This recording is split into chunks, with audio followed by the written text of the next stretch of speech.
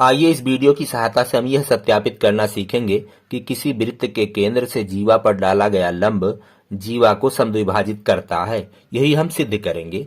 तो यहाँ पे देखते हैं, एक चित्र है। यह एक वृत्त है जिसका केंद्र O है।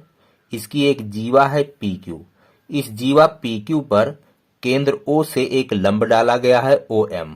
हमें यह सिद्ध करना है कि जो OM है इस जीवा को दो बराबर हिस्सों में बांट रहा है। ये दूरी PM दूरी MQ दूरी के बराबर है। यही हमें सत्यापित करना है। तो चलिए हम इसको सत्यापित करने से पहले कुछ बेसिक जानकारी ले लेते हैं जो इसमें काम आएंगे। आइए सबसे पहले हम आपको दो समकोण त्रिभुजों को सर्वांगसम करके दिखाएंगे कैसे सर्वांगसम होते हैं, तभी आप उस प्रमेय को कर पाएंगे। तो चलिए हम यहाँ पे देखते हैं, दो समकोण त्रिभुज हैं, एक PQR और दूसरा है ABC। यहाँ पे लिखते हैं त्रिभुज PQR व त्रिभुज ABC। इन दोनों त्रिभुजों में देखते हैं, इस त्रिभुज का जो कर्ण है, ये वाली जो भुजा है कर्ण PR इस वाले त्रिभुज के बराबर है। इसका कर्ण भी 10 सेंटीमीटर है। तो लिखेंगे PR, इस त्रिभुज का भुजा PR बराबर है इस त्रिभुज के भुजा AC के। क्यों बराबर है? सभी 10-10 सेंटीमीटर हैं। अब चलिए और देखते हैं, ये वाली भुजा RQ, इस त्रिभुज का RQ बराबर है इस वाले त्रिभुज के CB के, या BC लिखिए। ये कितना है? 4 सेंटीमीटर, ये भी 4 सेंटीमीटर, इसलिए दोनों बराबर हैं। और ये वाला कोण इस वाले कोण के बराबर है, समकोण है, तो ऑलरेडी 90-90 अंश के होंगे। तो ये वाला कोण, इसका नाम रख देते हैं कोण PQR। कोण PQR बराबर है कोण, इसका नाम है ABC। ABC और दोनों 90-90 अंश के हैं। तो इस तरह से दोनों त्रिभुज सर्वांगसम हो गए। त्रिभुज PQR ये सर्वांगसम का चिन्ह है, त्रिभुज ABC। अब कारण लिखेंगे कैसे सर्वांगसम हुए। तो यहां पे है RHS। Right angle, right angle दोनों के बराबर हैं। H का मतलब हाइपोटेन्यूज, कर्ण, कर्ण दोनों के बराबर हैं। S का मतलब साइड यानी भुजा, तो कोई एक भुजा दोनों की बराबर है। तो समकोण कर्ण और भुजा, एक समकोण त्रिभुज का समकोण कर्ण और भुजा दूसरे वाले समकोण त्रिभुज के समकोण कर्ण और भुजा के बराबर हो तो दोनों त्रिभुज आपस में सर्वांगसम हो जाते हैं। सर्वांगसम का मतलब हम आपको बता देते हैं कि अगर इसको इस पे रखा जाए तो पूरी तरह से फिट बैठ जाएगा, चाहे इसको इसके ऊपर रखा जाए या इसको इसके ऊपर रखा जाए तो पूरी तरह से फिट बैठ जाएगा। और जो भुजा जिस पर फिट बैठेगी वो संगत भुजा कहलाएगी, और जो कोण जिस पर फिट बैठेगा वो संगत कोण कहलाएगा। अब जैसे इसको अगर हम इस पर रख दें तो ये वाली भुजा इस पर पड़ेगी, ये वाली भुजा इस पर पड़ेगी, ये वाली भुजा इस पर पड़ेगी, और इसके साथ ये वाला जो कोण है इस पर पड़ेगा, कोण P पर। ये वाला जो कोण R है कोण C पर पड़ेगा, कोण Q कोण B पर पड़ेगा। तो जब दो त्रिभुज सर्वांगसम हो जाते हैं तो उनके संगत कोण और संगत भुजाएं हम आपस में बराबर लिख सकते हैं। अब हम लिख सकते हैं कि PQ बराबर है AB के। ये वाला कोण इस वाले कोण के बराबर है, ये वाला कोण इस वाले कोण के बराबर है। तो इस प्रकार से सर्वांगसम कर लेने से हमें फायदे मिलते हैं। अब आइए हम प्रमेय को सिद्ध करते हैं। यहाँ पे सबसे पहला हम हेडिंग डालेंगे दिया है, जो प्रश्न में दिया गया होगा उसे लिखेंगे। एक वृत्त जिसका केंद्र O है, जीवा PQ पर OM लंब है।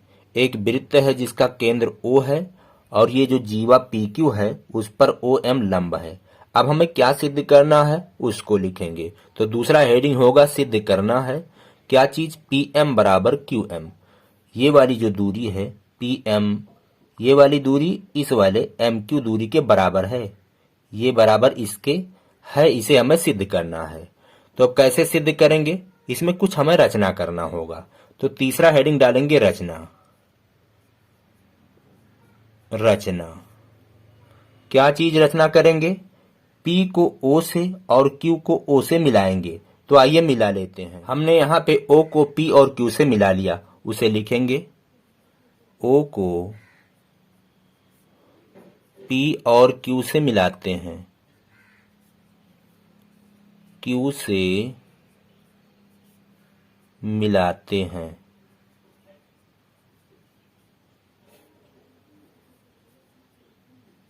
अब अगला काम क्या होगा? अगला हेडिंग है उपपत्ति। उपपत्ति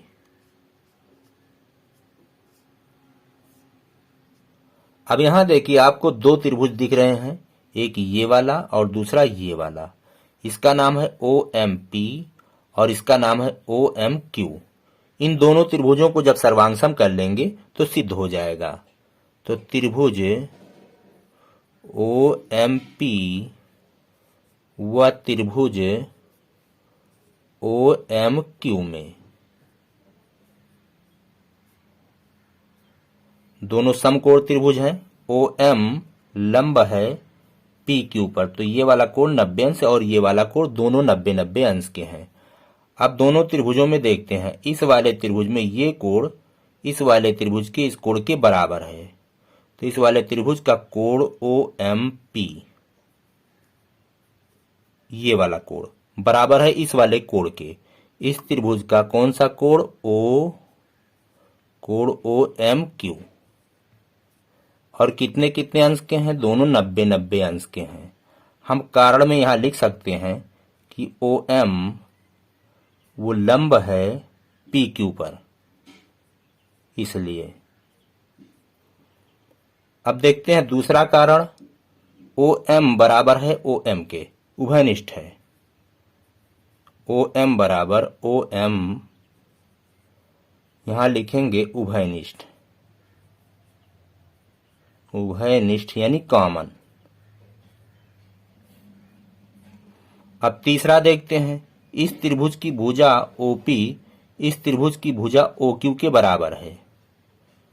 OP बराबर है OQ के। कैसे? ये वृत्त की त्रिज्याएं हैं, वृत्त की त्रिज्या,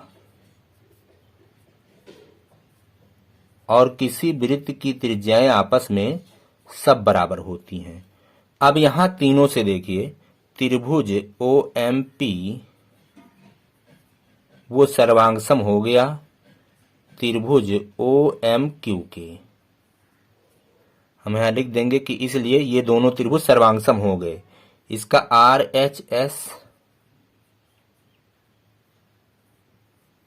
RHS इस वाले के RHS के बराबर है। तो दोनों सर्वांगसम हो गए, और अगर सर्वांगसम है तो इनके संगत भाग भी बराबर होंगे।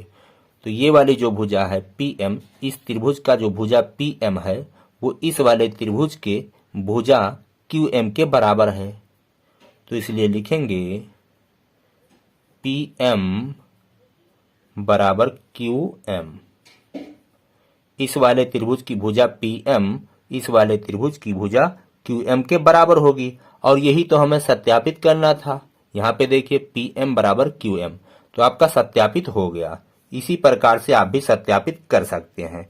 मैं आशा करता हूं कि यह वीडियो आपके समझ में आया होगा, आपको पसंद आया होगा। हम मिलेंगे आपसे अगले वीडियो में। कहते हैं जय हिंद, जय भारत।